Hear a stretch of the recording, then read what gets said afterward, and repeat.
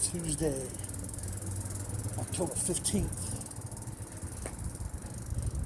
Just finished having lunch at my local Chinese restaurant. Heading back to the house where my office is, do a little cybersecurity planning, project management. We're inside of 3 weeks until the election, and I will be glad when it's over with. I'm tired of the politics, tired of all the back and forth, accusations. It's interesting how the polls and the prediction markets are shaping up. Prediction markets have really come into focus a lot here lately. The last two elections, they were present, but they weren't such a prominent component of everything.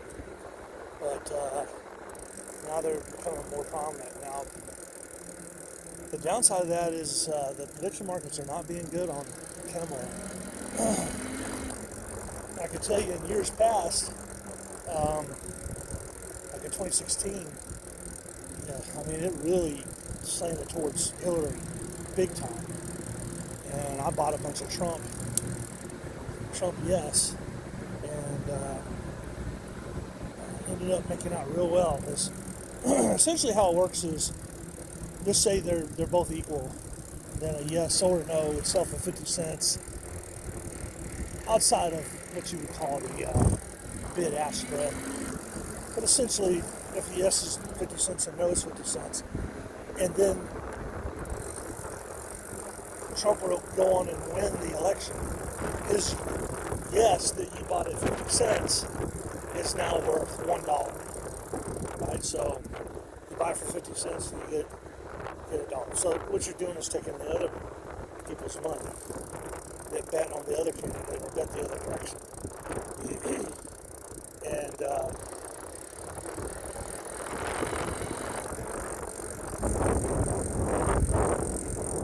And it can go either way. Right? So, at one point, Trump was doing really bad in 2016 on the prediction markets, and I bought.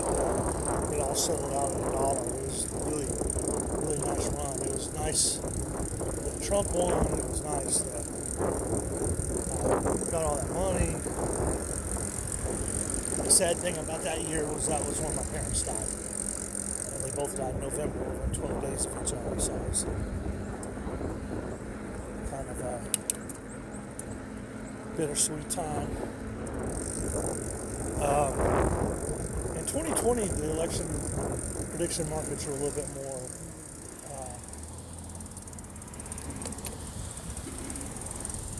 where does all this traffic come from?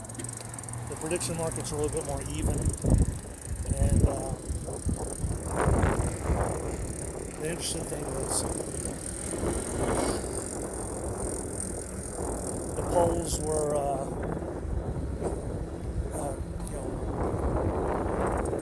largely even also. There was some that was showing Biden's going to win. This time, the polls on the popular vote for sure have kind of been pro-Kamala, but the Electoral College is looking pretty shaky for her. That's just what the polls are showing, but the prediction markets are showing basically a landslide win by Trump. So it'll be interesting to see how it goes. I think there's going to be a lot of attention towards election integrity and making sure everything is done right. All this big debate about voter ID, and if you claim you want voter ID, then you're racist. And if you claim you're against voter ID, then you're trying to rig the election. That's the arguments. I think at the end of the day, I think it's perfectly fine to have voter ID. Right? Like I personally don't think non-citizens should be voting in our elections. If they want to vote in our elections, then go take the path of citizenship. Go through all the steps of becoming a citizen. And, I'm sorry if that's difficult, but when you have the great history of planet Earth, you are going to have a lot of people that want to come over, and you have to have an orderly process. Anybody that's telling you anything other than that, you're either witting or unwitting political because we do know that there's a percentage of non-citizens that manage to vote in our elections. Of course, the other side calls you racist if you call that out. And that's because they like to use certain terms to shut you down and make you stop talking. Right? They want to control the narrative. So, I personally, I pay attention to all that when I hear it. People start saying, "Oh, you can't say this," or "You gotta say this." I don't trust any of it.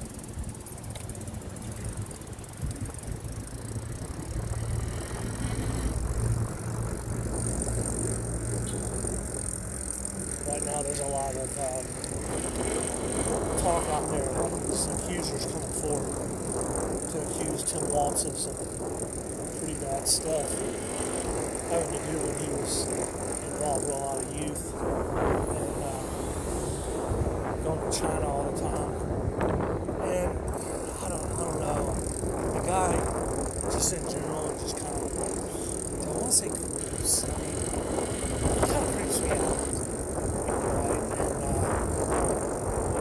And just some of the talk about him, just, all these 60 trips to China, kids, and the guy, I don't like any of that. And how did he afford it?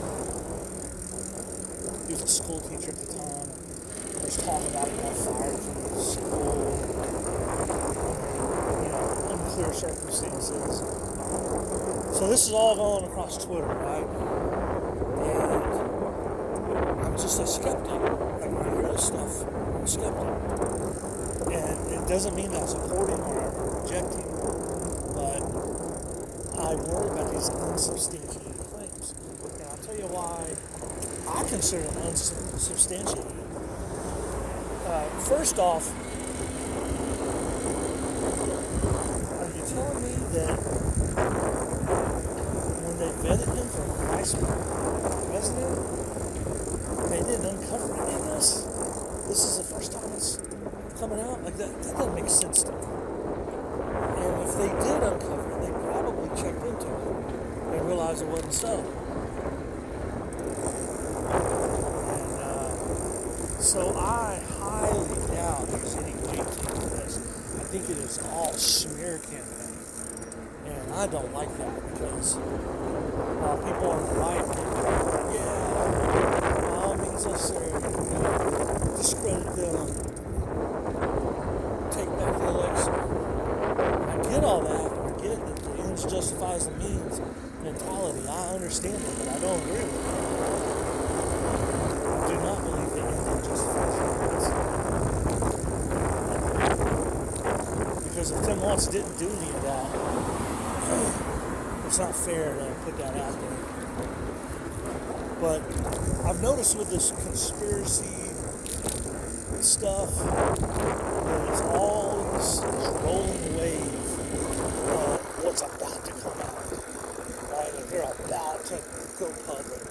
They're about to, step forward. But it just never happens. They're always about to do it. It just never happens. And so I suspect that's what this is too. I suspect that this is never going to come forward. And I don't think there's any merit to it. Because if there was, I think somebody would come forward. I think, I don't know, maybe not. Maybe they don't want to be shamed. They don't want to be shamed in going through what Justin Bieber's going through right now.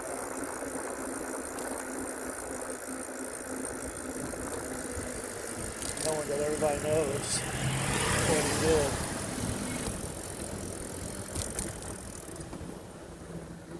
real shame with him because he's a talented kid.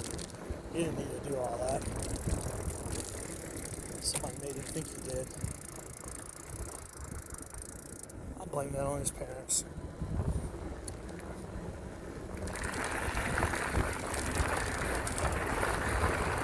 I don't think it's possible to reach those levels of fame that young and not sell your kid's soul. And I don't mean for our kind of way.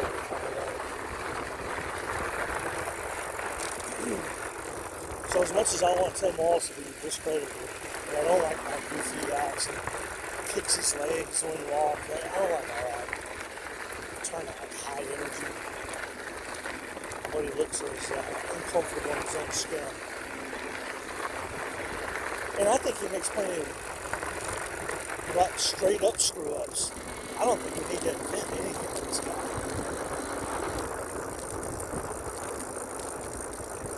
But I don't like all that because I won't go out. I'm sorry. I've got a couple friends. I guess, in a lot of ways I've probably not going to be very good friends with them anymore because they've got that kind of arrangement syndrome. One guy I've known for decades, I also knew that he was a closet Democrat. He actually feels very liberal, he acts very liberal, but he won't fess up to it because he's embarrassed to be seen that way. Or at least, kind of portrays it. But what they all do when they do that is they wait for some event that shocks them out of it. Now I've got to vote for Cameron because of this. It's just so insincere. But that's what people do. That's what my friend did. I'm not naming anyone does, but he knows who he is. And he went off on me about January 6th. Like I was sitting at the dinner table with my family, and I just got finished saying grace before we ate, which is important to my mother-in-law. She's not been religious all her life, but she likes to have the grace said before we eat. And hasn't always been my thing, but I do it, and I like doing it, but. He called and I shouldn't have took his call. You shouldn't take calls from people during meals, but I took the call. I thought it was going to be like a brief little checkup where he basically calls and we check on sales for items. And he called and he wasn't checking on sales. He didn't want the sales numbers. He wanted me to say that because of that little media event happened like a week ago where they released some supposed new transcripts about Trump. He wanted me to say that I could no longer support Trump because of that. And I'm just not that person. Like January 6th, I don't think it was that consequential. Rest in peace to the lady who lost her life because that one police officer made a bad call. And I don't agree with all the anything destructive that happened and breaking into offices. I don't agree with any of that. But the other 95% was just a non-event. I wouldn't have been there. I don't believe that's, the way to handle it all. But I just don't think it was that big of a deal. However, the ladies on The View and other, alarmists on the left like to make it into this huge event, and they've already said that they think it's worse than 9/11. I disagree. I believe 9/11 was a bigger attack on this country, but it's useless to argue it. It's just how I feel. But I told him, I said, look, none of your arguments have anything to do with me. I don't really care about any of it. This is what I don't like about politics. It makes people dishonest to yourself and to others. And I just don't like it. And I That's why I generally don't talk politics. I mean, I do on my little rides. I state my opinions, but I'm not getting out there debating or fighting with people.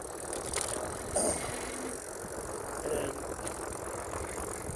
my sister has full derangement also. I guess she swore me off. She's not going to talk to me anymore because I posted something on Facebook about. I put a news clip, and I can't remember what it said. She just couldn't believe I did it.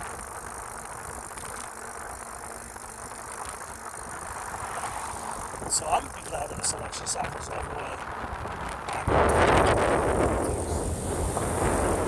Okay, everybody. Catch you later.